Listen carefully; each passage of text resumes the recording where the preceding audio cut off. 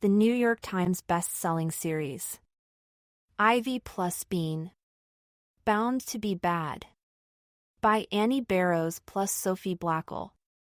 Book 5. A Pain in the Kazoo. Check. Bean's mom was reading the paper. Check. Bean's dad was reading the paper. Check. Nancy was reading the funnies. Bean picked up her plate and licked the streaks of leftover syrup. Bean's licking her plate, said Nancy. Stop it, Bean, said Bean's mom without even looking up from the paper. Bean sat on her hands and stared at her plate with her lips shut tight. Then, suddenly, her tongue shot out of her mouth and her head swooped down to her plate. I can't help it, she said, licking. There's a magnetic force pulling my tongue out of my mouth. Bean's family looked at her like she was a bug. An ugly bug. That's disgusting, said Nancy. Bean, please, said her mother. Cut it out, said her father. I can't, slurped Bean. The force is too strong. Her father took her plate away. Bean slumped against the back of her chair. Thanks, dude. I owe you one. Don't call me dude, said her dad. Go do the dishes. What? It's Nancy's turn, yelped Bean. It was Nancy's turn until you licked your plate. Now it's your turn, said her dad. That's totally unfair, huffed Bean. I couldn't help it. Haven't you ever heard of forces beyond your control? Yes, I have, said her father. Forces beyond your control are going to make you do the dishes. What am I, Cinder Bean? Bean said. What about my rights? Slowly her dad lowered his newspaper and looked at her. Think about whether you're making a good choice or a bad choice, Bean. There was a pause. I guess I'll go do the dishes. Bean clomped into the kitchen. Bean, you didn't see my pink yarn, did you? Oops. Bean tried to roll behind the couch, but Nancy saw her. Bean, do you have my pink yarn? No, said Bean. That was true. She didn't have it. She would never have it again. Nancy looked at her, slitty-eyed. Do you know where it is? No. Who knew where it was by now? Nancy's eyes got even slit-tear. Have you seen it recently? Recently? Mom. Bean took my yarn. Before she knew it, Bean was having to look around her room for her money. She changed hiding places so often that it was hard to remember where she kept it, exactly. She had to give Nancy $7 to buy new yarn. $7. Now she only had $2 and some coins left. And the yarn hadn't even worked. Bean had fallen out of the tree anyway. Bean's mom was under her desk. She was doing something with wires, and Bean could tell she wasn't having much fun because she kept saying, oh, for crying out loud, and Jesu Pete. Hi, Mom, said Bean into the crack between the desk and the wall. Oh. Hi, said her mom. Hold on to this cord a sec, will you? She shoved a black wire up through the crack. Bean didn't take it. Only if you pay me. What? Only if you pay me. There was a silence. Then Bean's mom began to back out from under her desk. Bean started to have a bad feeling. Sorry, she said quickly. I'll hold the cord for free. But now her mom was all the way out. Now she was standing. Now she was glaring. Did I hear a payob you say that you would help me only if I paid you? She asked. It was a joke, said Bean. Just kidding. Her mom was still glaring. What do you think I'm thinking, Bean? Bean sighed. I think you're thinking I'm a pain in the kazoo. Right. So what might be a good thing for you to do? Bean thought. Eat only bread and water for a week? Try again, said her mom. Give you and Daddy and Nancy each a big wet kiss? Her mother coughed. Maybe later. Try again. Go outside and play? Bingo. Tough cookies. Bean flopped down on her front steps. Yikes. Even though it was still morning, the wood was already hot from the sun. Bean's head was sweating under her hair. She wished she hadn't popped her blow-up pool. Her mom had said that jumping around a blow-up swimming pool on a pogo stick would pop it. Bean had said it wouldn't.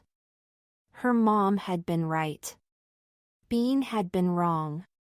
Bean rested her chin in her hands and thought about that. She had popped her blow-up pool. She had been a disgusting bug at breakfast. She had used up Nancy's yarn.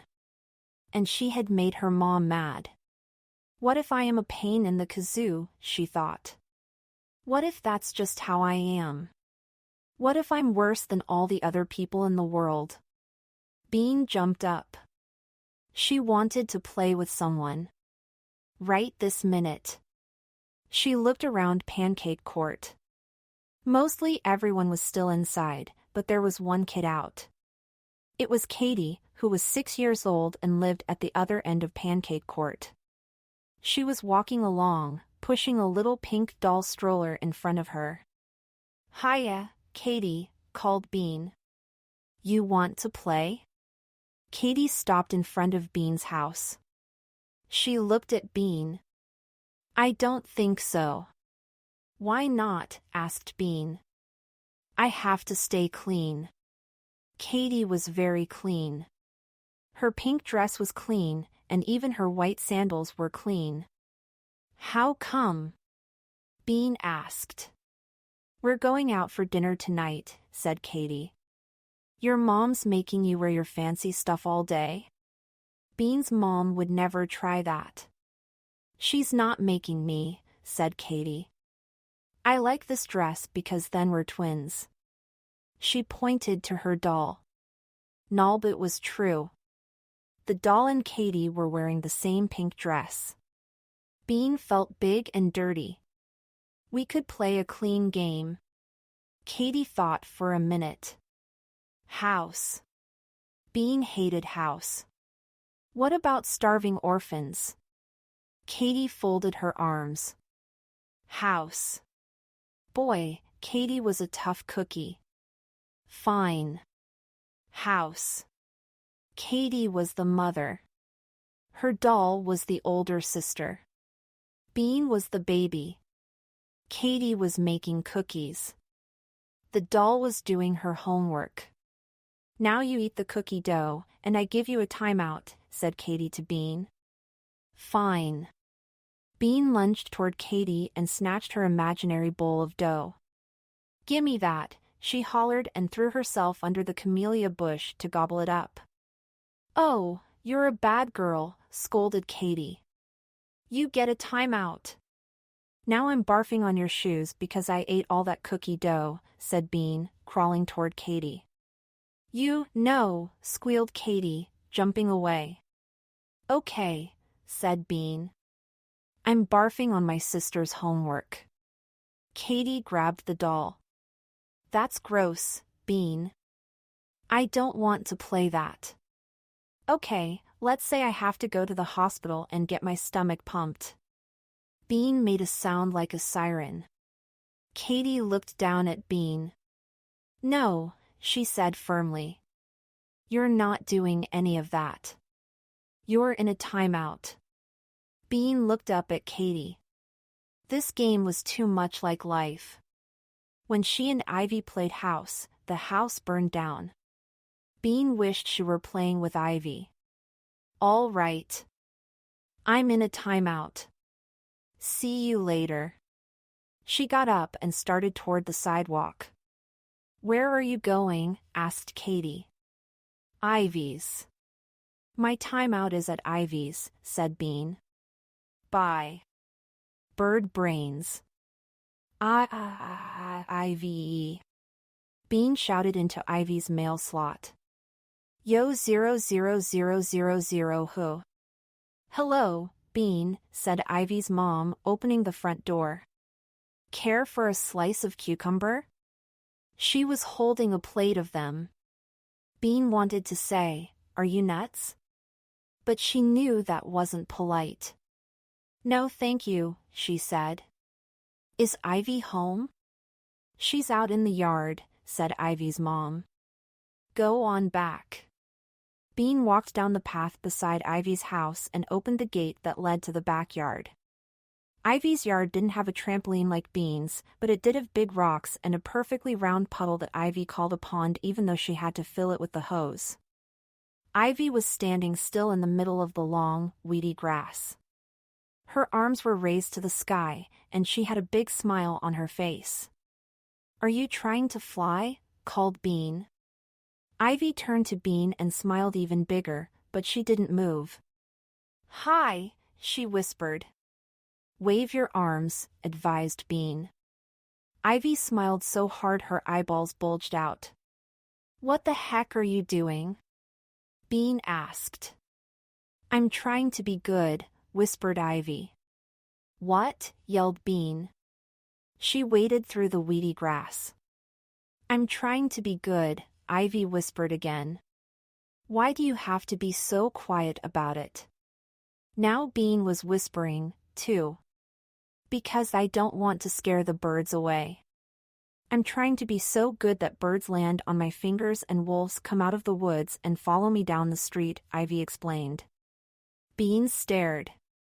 "Why would being good make birds land on your fingers and wolves do whatever you just said?" "I found out about it yesterday. If you're super good and pure of heart, animals think you're one of them and they love you and follow you around." Ivy's arms were trembling. She must have been holding them up for a while. "Are you sure about this?" asked Bean. "Positive. I saw it in a picture. There was this guy with birds flying all around him and a wolf licking his foot. My mom said this guy was so good that wild beasts talked to him and birds swarmed after him." "I don't get it. Why did the birds swarm after him?" "Because his heart was so pure and kind that they saw that he was the same as an animal on the inside. They loved him," Ivy said. Bean thought about that.